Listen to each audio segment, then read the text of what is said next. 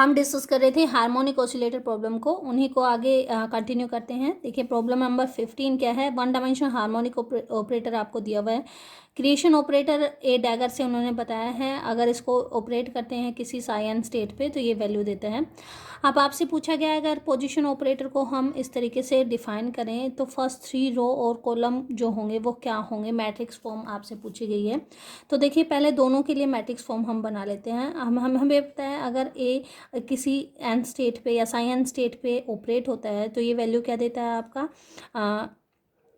N, और state को एक क्या कर देता है, लोअर कर देता है। और अगर ए डैगर ऑपरेट होता है किसी एन स्टेट पे तो वो वैल्यू क्या देगा, आइगन वैल्यूज n+1, और स्टेट को क्या कर देता है, एक अप कर देता है। यहीं से आपको मैट्रिक्स बनानी है। पहले बनाते हैं ए ऑपरेटर के लिए। यहाँ पे आपने 0 यानी ground state, first excited state और सेकेंड एक्साइटेड स्टेट ले ली। यहाँ पे उनका कॉम्प्लेक्स कॉन्जुगेट ले लिया, इस तरीके से लिख लिया। अब यहाँ पे आप कैसे स्टेट लिखेंगे, इसका मतलब है आप ऑपरेट कर रहे हैं 0 को, यहाँ पे आप ऑपरेट कर रहे हैं 0 A 1 पे, और यहाँ पे ऑपरेट कर रहे हैं आप 0 A और 2 पे। इस तरीके से यहाँ लिख सकते हैं 1 A 0, यहाँ लिख सकते हैं 1 A 1, यहाँ लिख सकते हैं 1 A 2। ठीक है, सिमिलर मैनर में यहाँ लिख सकते हैं 2 A 0 2 A 1 2 A 2। ठीक है, अब आपने देखा कि जब आप किसी ए ऑपरेटर को एन स्टेट पे ऑपरेट करते हैं तो वो स्टेट को क्या कर देता है, लोअर कर देता है। यानी अगर 0 के साथ करें तो 0 को लोअर करके -1 कर देगा, तो इसका कंट्रीब्यूशन तो क्या आ जाएगा, 0 आ जाएगा। यहाँ पे वैल्यू आएगी और यहाँ पे वैल्यू क्या आएगी, जो यहाँ पे स्टेट हो गया उसका अंडर रूट, यानी √10 यानी √1। तो इसके इक्विवेलेंट जो मैट्रिक्स फॉर्म हमारी बनती है वो क्या बन जाएगी, 0, यहाँ पे आ जाएगा 1, ये 0 हो जाएगा क्योंकि ये 1 बनाएगा स्टेट। 0 और 1 जो मल्टीप्लाई करके क्या देंगे आपको, 0 ही देंगे। ये स्टेट -1 कर देगा, 0 आ जाएगा। यहाँ पे 0 कर देगा, 0 आ जाएगा। यहाँ पे 1 कर देगा, ठीक है, रिड्यूस करके। और आगे जो आइगन वैल्यू आएगी वो क्या आएगी, √2, और बाकी सभी टर्म्स क्या आ जाएंगी आपकी, 0 आ जाएंगी। ठीक है, सिमिलर मैनर में आप ए डैगर के लिए निकाल सकते हैं। ए डैगर के लिए अगर निकालें सेम सिचुएशन करके, आपने 3 जो है स्टेट को रखा है, ground state, first excited and second excited state. तो उसके लिए अगर आप निकालें तो यहाँ देखिए सेम पे ए डैगर का आप निकाल रहे हैं। ए डैगर का मतलब है कि वो एक स्टेट रेज कर देगा, तो यहाँ पे वैल्यू ये क्या कर रहा है, इसको रेज कर देगा, 1 बना देगा तो यहाँ पे तो वैल्यू 0 आएगी। इसको 2 बना देगा, यहाँ पे भी 0 आएगी। 0 के साथ इसको 3 बना देगा, यहाँ पे भी 0 आएगी। यहाँ 1 स्टेट है और इसको क्या कर देगा, वो 1 बना देगा, तो यहाँ पे कुछ वैल्यू आएगी, वो अभी देखेंगे हम क्या आएगी। यहाँ स्टेट को 2 कर देगा तो यहाँ पे 0 वैल्यू आएगी। स्टेट को 3 कर देगा, यहाँ 0 वैल्यू आएगी। यहाँ 2 है, स्टेट को 1 कर देगा, 0 वैल्यू। स्टेट को 2 कर देगा तो यहाँ वैल्यू आएगी, बाकी सारी टर्म क्या होंगी, 0 होगी। अब यहाँ पे क्या वैल्यू आएगी, जो यहाँ पे टर्म है उसका n+1 अंडर द रूट। यहाँ 0 है तो 0 + 1 अंडर रूट, यानी कि 1 वैल्यू आएगी। यहाँ 1 है तो उसका +1 अंडर रूट, तो यहाँ पे क्या वैल्यू आएगी, √2। इस तरीके से आपने दोनों को सोल्व किया। और एक्स ऑपरेटर के लिए दोनों को क्या करना है, आपको ऐड करना है। तो हमारे पास जो फॉर्म बन जाती है matrix form of x operator, वो क्या आ जाएगी, H/2m एज इट इज़, और दोनों को ऐड कर दीजिए, दिस प्लस दिस। तो हमारे पास क्या आ गया, 0 1 0 0 0 √2, 1 था सॉरी, यहाँ पे 0 √2 एंड 0। तो हम इस तरीके से आपका जो है ऑप्शन सी यहाँ पे क्या हो जाएगा, करेक्ट ऑप्शन हो जाएगा। नेक्स्ट क्वेश्चन देखते हैं। नेक्स्ट क्वेश्चन है हमारे पास CSIR जून 2023 से ये क्वेश्चन है।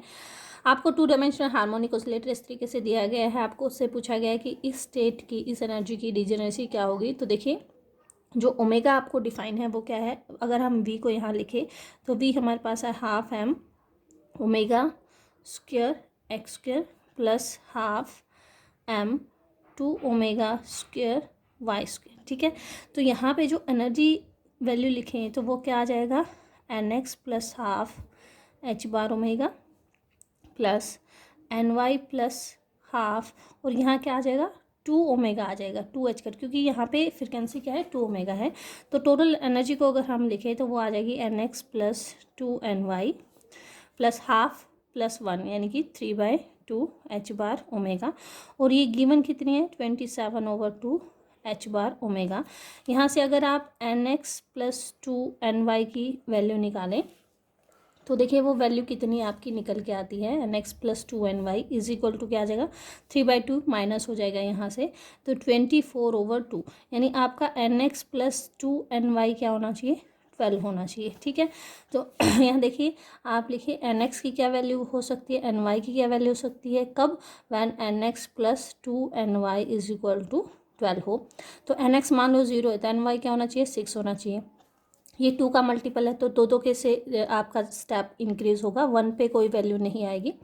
1 करेंगे तो यहाँ पे ये इक्वेशन सेटिस्फाई नहीं करती। एंड 2 होगा तो यहाँ पे क्या वैल्यू आएगी, ये 2 हो गया तो 10 की कमी रहेगी तो यहाँ पे 5 होना चाहिए। ठीक है, अगर ये 4 हो तो यहाँ पे क्या वैल्यू आ जाएगी, 4 + 8 यानी कि 4 वैल्यू आनी चाहिए। अगर ये 6 हो तो यहाँ पे देखिए क्या वैल्यू आएगी, 6 + 6 यानी कि यहाँ पे 3 आना चाहिए।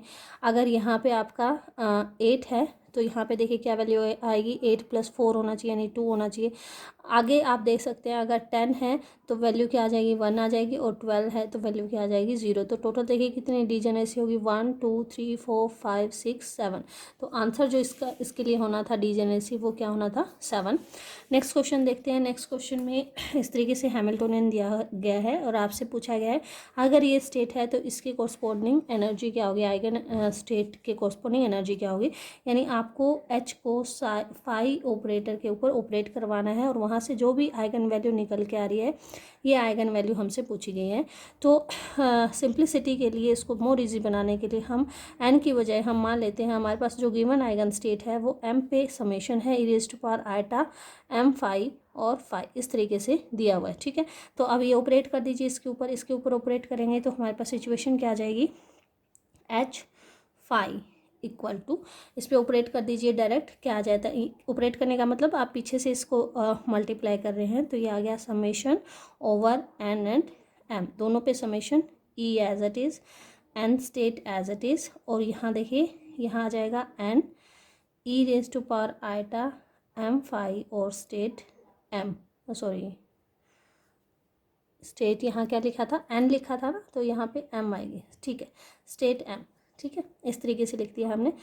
प्लस में क्या आ जाएगा आपका एप्सिलॉन एन + 1 एन स्टेट और e⁻⁴ एम फाई और यहाँ पे आ गया एम स्टेट। ठीक है, plus epsilon n state n + 1 e⁻⁴ m phi और यहाँ स्टेट आ गया आपकी एम। ठीक है, अब ये वैल्यू कब देगा, आपको ये ध्यान रखना है कि इसके कोरस्पॉन्डिंग वैल्यू कब आएंगी। ठीक है, यहाँ पे वैल्यू कब आएगी, व्हेन m = n होगा, m = n होगा तभी वैल्यू आएगी। तो आप इस स्टेट को इस तरीके से लिख सकते हैं, समेशन ओवर m अगर हम करें e, तो ये स्टेट आ गई आपकी, व्हेन m = n होगा तो वैल्यू देगा, यानी e⁻⁴ एम फाई तो बाहर आ गया।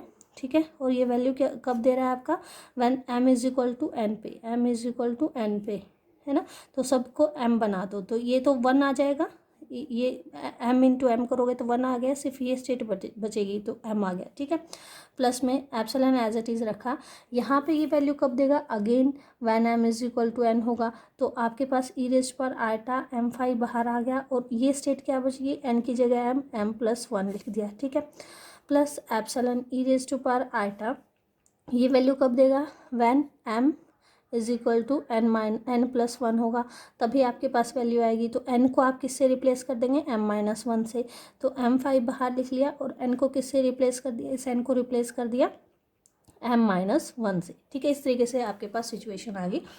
अब आप इसको और थोड़ा सा सिंप्लीफाई कर सकते हैं। आपको पीछे क्या स्टेट चाहिए, एम स्टेट चाहिए, है ना, पीछे एम स्टेट, पूरा एम स्टेट आपको इसको बनाना है। तो एम स्टेट बनाने के लिए यहाँ पे रिप्लेसमेंट कर देते हैं, यहाँ पे एम स्टेट है एज इट इज़ तो आप इसको लिख सकते हैं, this term is e⁻⁴ m phi summation over m और स्टेट आप sorry this term is e summation over m e⁻⁴ m phi और एम स्टेट, ऐसा लिख सकते हैं। प्लस इसको m बनाने के लिए आप यहाँ करो, क्या करो, m को रिप्लेस कर दो m - 1 से, तो ये स्टेट क्या बन जाएगी, m बन जाएगी। तो समेशन ओवर m हो जाएगा और यहाँ पे आ जाएगा e⁻⁴ m को रिप्लेस कर दिया m - 1 से फाई और स्टेट क्या होगी, m होगी। ठीक है, यहाँ पे स्टेट m बनाने के लिए m को रिप्लेस कर दो m+1 से, तो यहाँ पे हमारे पास आ जाएगा epsilon summation e raise to power eta m+1 और यहाँ पे स्टेट हो गई m। ठीक है, स्टेट m को बाहर निकाल लीजिए, बाकी टर्म को साथ लिख लेते हैं। e आ गया यहाँ पे क्या बचेगा, एप्सिलॉन बचेगा, साथ में e raise to power minus eta 5 भी बच जाएगा। ठीक है, यहाँ पे क्या बच जाएगा, एप्सिलॉन बच जाएगा और साथ में e raise to power plus eta, यहाँ पे 5 था, प्लस आइटा 5 हमारा बच जाएगा और पीछे रह जाएगा summation e raise to power eta m5 और स्टेट m, जो कि किसके इक्वल होगा, इसको आप लिख सकते हैं ई प्लस एप्सिलॉन, और ये टर्म किसको बता रही है, this term representing the 2 time of cos 5, और ये किसको बता रही है, ये बता रही है स्टेट 5 को। ठीक है, तो यहाँ से आप इसको कंपेयर कर सकते हैं विद लैम्डा 5, और लैम्डा की वैल्यू क्या आ गई हमारे पास, e plus 2 epsilon cos of 5। तो ऑप्शन सी हमारा यहाँ पे क्या हो जाएगा, करेक्ट ऑप्शन हो जाएगा। नेक्स्ट क्वेश्चन देखते हैं। नेक्स्ट क्वेश्चन CSIR फैब 2022 में पूछा गया है। आपसे क्या कहा गया है कि इनिशियली आपके पास इस तरीके से हैमिल्टोनियन है और सिस्टम आपका ग्राउंड स्टेट में है, फिर an impulse force at t=0 suddenly impart a momentum, यानी एक फोर्स आपने लगाया जिससे मोमेंटम चेंज हो गया। तो आपको बताना है probability that the particle remain in the original ground state. ठीक है, हार्मोनिक ऑसिलेटर के लिए जो ओरिजिनल स्टेट यानी ग्राउंड स्टेट गिवन है वो क्या है, अल्फा ओवर √पाई raise to power 1/2 e raise to power minus alpha square x square by 2।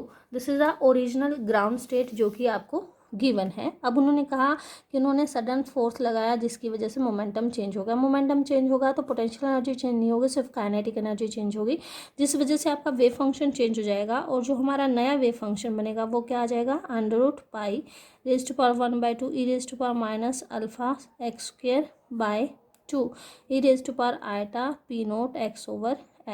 ठीक है, हमने ऐसा वेव फंक्शन लिया है जिसकी जो है एवरेज वैल्यू ये निकल के है, P0 निकल के आए, इसलिए हमने इसको इस तरीके से डिफाइन किया। अब पूछा क्या गया है कि सिस्टम आपका ग्राउंड स्टेट में ही रहे, उसकी प्रोबेबिलिटी क्या है, यानी आपसे प्रोबेबिलिटी पूछी गई है Sai dash Sai mod square, ये पूछा गया है। ठीक है, ये आपको फाइंड आउट करना है, तो ये निकालिए, what is the value of psi prime, psi is equal to, यहाँ से देखिए ये साई प्राइम स्टेट है, साई इसका जो कॉम्प्लेक्स कॉन्जुगेट होगा वो क्या होगा, अल्फा ओवर √पाई raise to power 1/2 e raise to power minus alpha square x square by 2 e raise to power minus eta P0x/h।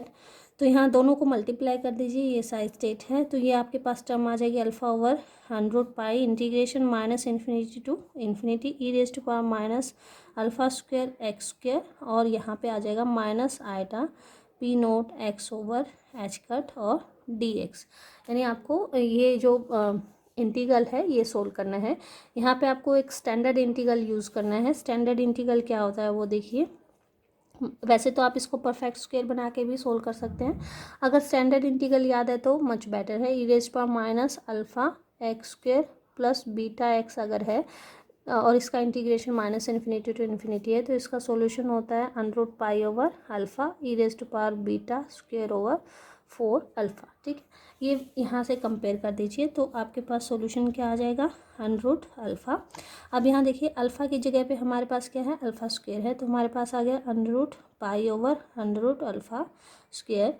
E raise to power beta की जगह पे आपके पास क्या है, माइनस आइटा P0 है, तो minus eta P0 over h cut का square आ जाएगा, minus eta P0 over h cut का स्क्वायर आ गया, डिवाइडेड बाय 4, और अल्फ़ा की जगह पे हमारे पास है अल्फ़ा स्क्वायर 4 अल्फ़ा स्क्वायर। ठीक है, ये आ गया, इसको सोल्व कर दीजिए, कैंसिल हो गया, ऐसे कैंसिल हो गया, दिस टर्म बिकम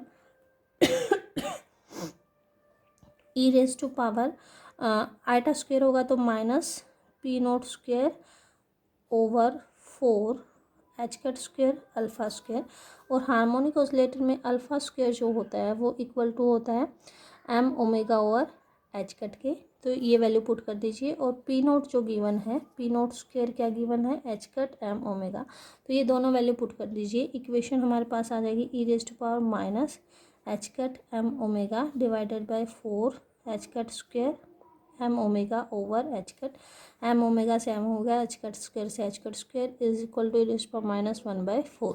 ये तो आपके पास क्या आ गया, ये टर्म आ गया। प्रोबेबिलिटी क्या होगी, इसका मोड स्क्वायर यानी कि Sai prime Sai mode square, जो कि इक्वल होगा square of e⁻⁻⁴ equal to e⁻⁻⁴। तो ऑप्शन यहाँ पे डी आपका क्या हो जाएगा, करेक्ट ऑप्शन हो जाएगा। नेक्स्ट क्वेश्चन देखते हैं। नेक्स्ट क्वेश्चन CSIR नवंबर 2020 में पूछा गया है। आपको बोला गया है कि एक एनर्जी आइगन स्टेट है हार्मोनिक ऑसिलेटर के लिए और wave function t equal to 0 पे डिफाइन किया गया है। आपसे पूछा गया the minimum time after which the oscillator will be found in the same state, यानी कि t टाइम के बाद भी वो उसी स्टेट में रह रहा है। तो देखिए wave function at t equal to 0 क्या दिया हुआ है, 1/√2 0 प्लस 1/√2 स्टेट 1, ठीक है। अब यहाँ आपको पता होना चाहिए कि ग्राउंड स्टेट एनर्जी जो होगी 1 डायमेंशन में हाफ एच कट ओमेगा होगी और first excited state energy 3/2 H cut omega होगी, ठीक है। अब यहाँ पे आपने after time T wave function लिखना है, तो जब आप आफ्टर टाइम टी लिखते हैं तो ये वेव फंक्शन क्या आ जाता है, 1/√2 e⁻⁻⁴ E0 over H cut से मल्टीप्लाई हो जाता है, बाकी सेम रहता है 1/√2 e⁻⁻⁴। वन स्टेट है तो E1 ओवर एच कट से मल्टीप्लाई हो गया और बाकी क्या रहा आपका सेम रहा, ठीक है। कहा यह गया है कि जो साई नोट है this will be equal to psi t, और उसके लिए आपको क्या निकालना है, टाइम की वैल्यू निकालनी है। कंपेयर कर दीजिए, दोनों को कंपेयर अगर करें तो आपके पास रिलेशन आता है -i E0 over H cut equal to 1 और e⁻⁻⁴ E1 over H cut equal to 1। दोनों को डिवाइड कर दीजिए, e⁻⁻⁴ E1 minus E0 over H cut is equal to क्या आ जाता है 1। अगर आप यहाँ से निकालें E1 माइनस E0 तो वो किसके इक्वल आ जाएगा, h बार ओमेगा के इक्वल आ जाएगा। ये वैल्यू पुट करें तो यहाँ पे आ गया iota omega t is equal to 1 which is e⁻² pi iota. यहाँ से iota omega t is equal to 2 pi iota और t इज इक्वल टू क्या आ जाता है 2 पाई ओवर ओमेगा। तो 2 पाई और ओमेगा टाइम के बाद भी वो मिनिमम टाइम है जिसके बाद वो सेम स्टेट में रहता है। तो ऑप्शन डी यहाँ पे क्या हो जाएगा, इसका करेक्ट आंसर हो जाएगा। हम नेक्स्ट क्वेश्चन डिस्कस करते हैं, क्वेश्चन नंबर 20। देखिए ये क्या क्वेश्चन है कि आपके पास अगेन जो है 1 डायमेंशनल हार्मोनिक ऑसिलेटर है बट स्पिन हाफ फर्मियोन्स आपके पास है जिनका कुछ एक का मास m है, कुछ का 4m है। वो कॉन्फ़िगरेशन आपको बताना जिसमें कि ग्राउंड स्टेट एनर्जी क्या हो, मिनिमम हो, ठीक है। आप देखिए जो ओमेगा हमारा होता है वो √k/m होता है, ठीक है। अगर आप m मास लेते हैं, ये ओमेगा है, तो ओमेगा प्राइम क्या आ गया, √k/ मास कितना दे रखा है एक पार्टिकल का 4m, जो कि क्या आ जाएगा इक्वल टू ओमेगा/2 के इक्वल आ जाएगा। यानी यहाँ से जो ओमेगा प्राइम है वो ओमेगा/2 के इक्वल आ गया, ठीक है। अब ग्राउंड स्टेट एनर्जी हम बनाते हैं, 4 सिस्टम हम बनाते हैं। पहले बनाते हैं मास m के लिए, तो ग्राउंड स्टेट एनर्जी क्या होगी मास m के लिए, h बार ओमेगा/2, फर्स्ट एक्साइटेड स्टेट 3/2 h बार ओमेगा। लेकिन अगर 4m की बात करें तो ग्राउंड स्टेट एनर्जी क्या हो जाएगी, उसके लिए हो जाएगी h बार ओमेगा/4, क्योंकि ओमेगा किससे रिप्लेस हो जाएगा ओमेगा/2 से। और फर्स्ट एक्साइटेड स्टेट एनर्जी कितनी हो जाएगी 3/4 h बार ओमेगा। ऐसा हम 4 सिस्टम बनाते हैं, ठीक है। तो ये हो गया आपका 3/2 h बार ओमेगा, यहाँ पे होगी आपकी 3/4 h बार ओमेगा, यहाँ पे हो गया आपका 1/2 h बार ओमेगा और यहाँ पे एनर्जी स्टेट होगी 1/4 h बार ओमेगा। सिमिलर मैनर में यहाँ पे सिस्टम हमने बनाया, ये आपकी 3/2 3/4 और 1/2 1/4 h bar omega h bar omega h bar omega and h bar omega. एक बार और बनाते हैं क्योंकि 4 ऑप्शन आपको गिवन है। तो देखिए यहाँ पे आपने बनाया h बार ओमेगा/4 h बार ओमेगा/2 h बार ओमेगा/3/4 और ये 3/2 h बार ओमेगा, ठीक है। फर्स्ट ऑप्शन क्या कहता है कि चारों पार्टिकल मास m के हैं, मास m के हैं तो मास m वाली एनर्जी स्टेट में रहेंगे, जो कि हमने सॉलिड लाइन से बताई हैं। तो क्योंकि फर्मियोन से स्पिन हाफ है, तो एक स्टेट में दो रह सकते हैं, एक अप स्पिन, एक डाउन स्पिन, एक अप स्पिन, एक डाउन स्पिन, ठीक है। अगर हम ऐसा करते हैं तो टोटल एनर्जी कितनी हो जाएगी हमारी, एच बार ओमेगा यहाँ से और 3 एच बार ओमेगा यहाँ से, तो टोटल एनर्जी हो जाएगी 4 एच बार ओमेगा इस कॉन्फ़िगरेशन के लिए, ठीक है। नेक्स्ट में 4 के 4 पार्टिकल 4m स्टेट के, तो उन्हीं स्टेट में रहेंगे, एक यहाँ पे हो गया, एक यहाँ पे, और इस तरीके से। अब यहाँ पे जो एनर्जी होगी वो हो जाएगी हमारी हाफ एच बार ओमेगा, क्योंकि दो हैं, दो से मल्टीप्लाई करके हाफ एच बार ओमेगा। यहाँ पे हो जाएगी 3/2 एच बार ओमेगा, दोनों को ऐड करेंगे तो टोटल सिस्टम की एनर्जी हो जाएगी 2 एच बार ओमेगा, ठीक है। नेक्स्ट कॉन्फ़िगरेशन देखते हैं कि एक पार्टिकल तो मास m का है, 3 पार्टिकल 4m के हैं, 4m वाले में 3 पार्टिकल हैं, तो वो यहाँ पे हैं, और एक पार्टिकल मास m का। तो इस तरीके का आपका जो है कॉन्फ़िगरेशन रहेगा।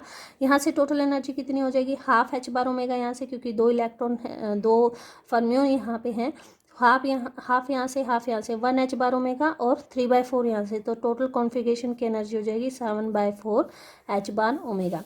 नेक्स्ट देखते हैं डी ऑप्शन क्या कहता है, 2 पार्टिकल मास m के हैं और 2 पार्टिकल जो हैं मास 4m के हैं, 4m वाले h/4 ओमेगा में है, और जो मास m के है वो h/2 ओमेगा में। तो यहाँ से टोटल एनर्जी कितनी हो जाएगी आपकी, यहाँ से हो जाएगी h बार ओमेगा, 2 से मल्टीप्लाई करेंगे तो, प्लस यहाँ से हो जाएगी h बार ओमेगा बाय 2, तो टोटल कॉन्फ़िगरेशन की एनर्जी हो जाएगी 3/2 h बार ओमेगा। तो आप यहाँ से कंपेयर कर सकते हैं, चारों के चारों ऑप्शन में सबसे कम जो एनर्जी है वो इस कॉन्फ़िगरेशन की है, तो ग्राउंड स्टेट एनर्जी कॉन्फ़िगरेशन क्या होगा, 2 particle of mass m and 2 particle of mass 4m। Okay, next question discuss करते हैं, क्वेश्चन नंबर 21। ये क्वेश्चन गेट 2020 में पूछा गया है। आपसे पूछा गया है कि इस ऑपरेटर के लिए कोरस्पोंडिंग आइगन वैल्यू क्या होगी। तो हमें पता है कि अगर ए ऑपरेट होता है किसी n स्टेट पे, तो उसकी कोरस्पोंडिंग आइगन वैल्यू √n होती है, और वो स्टेट को क्या कर देता है, एक लोअर कर देता है। ए डैगर अगर n स्टेट पे ऑपरेट होता है तो उसकी कोरस्पोंडिंग आइगन वैल्यू n+1 होती है, और वो स्टेट को क्या कर देता है, एक अप कर देता है। बस यही माइंड में रख के आपने ऑपरेट करना है और सोल्व करते जाना है। तो ए डैगर ए ऑपरेट होगा एन पे, ठीक है। तो सबसे पहले ये ऑपरेट होगा एन पे, ये ऑपरेट होगा तो आइगन वैल्यू क्या देगा, √n देगा, और स्टेट को क्या कर देगा, एक लोअर कर देगा। बाकी ऑपरेटर को एज इट इज़ लिख दो, ये लिखा हमने, और स्टेट क्या होगी, एक से लोअर होगी। अब ये इस पे ऑपरेट होगा तो इसको एक और स्टेट लोअर कर देगा, और आइगन वैल्यू क्या देगा, √n-1। तो यहाँ से आ गया √n, तो पहले ही था, √n-1 और टर्म आ गई, और ए डैगर और स्टेट होगी n-2, ठीक है। अब ये क्या करेगा, एक स्टेट रेज कर देगा, यानी n-2 से n+1 बना देगा, और जो यहाँ पे उसकी आइगन वैल्यू होगी वो भी क्या होगी, n-1, क्योंकि जो यहाँ स्टेट आती है वही अंडर रूट करके आइगन वैल्यू आती है। तो आपके पास आ जाएगा √n-1 पहले था, एक बार और आ गया, तो स्क्वायर ए डैगर, और यहाँ पे स्टेट आ गई n-1। अब ये इस पे ऑपरेट होगा तो उसको एक और रेज कर देगा, और आइगन वैल्यू देगा √n, तो ये आ गया √n का स्क्वायर, √n-1 का स्क्वायर, और स्टेट आ गई n, और यहाँ से सिंप्लीफाई करें तो आइगन वैल्यू जो हमारी आ जाएगी यहाँ पे क्या आ जाएगी, n × n-1। ऑप्शन ए हमारा यहाँ पे करेक्ट ऑप्शन हो जाएगा। नेक्स्ट क्वेश्चन में पूछा गया था 3 डायमेंशनल हार्मोनिक ऑसिलेटर है। यहाँ पे आपसे पूछेगी है what is the expectation value of r² in unit of h/m omega. तो देखिए r² जो हमारे पास होता है वो क्या होता है, this is the sum of x² + y² + z²। तो r² की एक्सपेक्टेशन वैल्यू को आप लिख सकते हैं expectation of x² + expectation of y² + expectation of z²। But ये एक्सपेक्टेशन पूछी गई है फर्स्ट एक्साइटेड स्टेट में, ठीक है।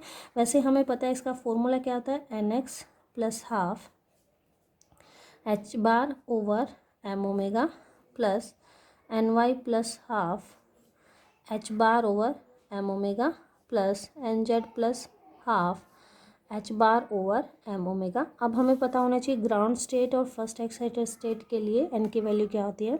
तो ग्राउंड स्टेट और फर्स्ट एक्साइटेड स्टेट की बात करें तो ग्राउंड स्टेट में तीनों 0 होंगे, और फर्स्ट एक्साइटेड स्टेट में कोई एक टर्म जो है 1 हो सकती है। तीनों के लिए एनर्जी सेम रहेगी, तो आप इनमें से किसी एक को 1 कर दो, बाकी को 0 कर दो। तो अगर हम इसको 1 करें तो यहाँ से आ जाएगा 1 + ½ यानी 3/2 h/m omega plus 1/2 h/m omega plus 1/2 h/m m omega, इनको ऐड अगर करते हैं then this term will be 5/2 h bar over m omega, ठीक है। तो आंसर क्या आना था इसका 2.5 आंसर आना था in unit of h bar over m omega. Next question discuss करते हैं जो कि CSIR दिसंबर 2023 में पूछा गया है। बहुत ही इजी क्वेश्चन था वैसे तो, बट इसमें थोड़ा सा 2-3 फॉर्मूले एक साथ आ गए तो इसलिए शायद हो सकता है बच्चे कंफ्यूज हो जाए। यहाँ पे दो ऑपरेटर दे रखे हैं a and n are annihilation and number operator, ठीक है, जो क्रिएशन ऑपरेटर जिसको बोलते हैं। ये नंबर ऑपरेटर का मतलब होता है ए डैगर, ए को आप क्या बोलते हैं नंबर ऑपरेटर बोलते हैं, ठीक है। साथ में आपको ये कम्यूटेटर रिलेशन भी याद होना चाहिए, ए डैगर ए के साथ कम्यूट करता है तो माइनस ए देता है, ठीक है। या फिर आप इसको इस तरीके से भी लिख सकते हैं कि जब नंबर ऑपरेटर ए के साथ कम्यूट करता है तो माइनस ए देता है, ठीक है। अब आपसे पूछा गया है कि ये ऑपरेटर किसके इक्वल होगा, तो हमें एक फॉर्मूला पता है, e raised power A B operator e raised power minus A अगर है तो ये किसके इक्वल होता है, B operator plus commutator of A B plus 1/2 factorial commutator of A B and so on. बस यही फॉर्मूला आपको यहाँ पे लगाना था। At the place of A आपके पास है number operator, at the place of B आपके पास है क्रिएशन ऑपरेटर, और ये आ गया माइनस एन कैप। तो यहाँ कंपेयर करके लिखें अगर तो ये आ जाएगा ए कैप प्लस यहाँ आ जाएगा N cap A cap plus 1/2 factorial, यहाँ आ जाएगा N cap A cap and so on, ठीक है। तो यहाँ देखिए ए कैप आ गया और एन कैप ए कैप को आप क्या लिख सकते हैं, this term is minus A cap, ठीक है, प्लस 1/2 फैक्टोरियल, ये आ जाएगा N cap minus A cap, ठीक है, एंड सोन। इसको सोल्व करें तो A cap minus A cap plus 1/2 factorial, और इसका क्योंकि एन कैप ए कैप क्या होता है माइनस ए होता है ऑलरेडी माइनस, तो प्लस ए कैप हो जाएगा एंड सो ऑन। तो आप ए कैप को बाहर लिख लीजिए, टर्म क्या आ गई 1 - 1 प्लस 1/2 फैक्टोरियल माइनस आ जाएगा 1/3 फैक्टोरियल एंड सो ऑन, इस तरीके से। अब यहाँ पे इस टर्म को लिख सकते हैं आप A cap into E raised power -1, क्योंकि हमें पता है ई रेज़्ड पावर जो माइनस एक्स का फॉर्मूला आता है वो क्या था 1 - x plus x² 2 factorial minus x³ 3 factorial and so on. X को अगर आप 1 लिखते हैं तो वो रिजल्ट वही बनेगा आपका। तो इसका आंसर जो आना था e raised power -a operator a आना था, option B is the right answer. कुछ और न्यूमेरिकल प्रॉब्लम रह गई हैं 10 के करीब, उनको हम नेक्स्ट लेक्चर में डिस्कस करेंगे। Thank you.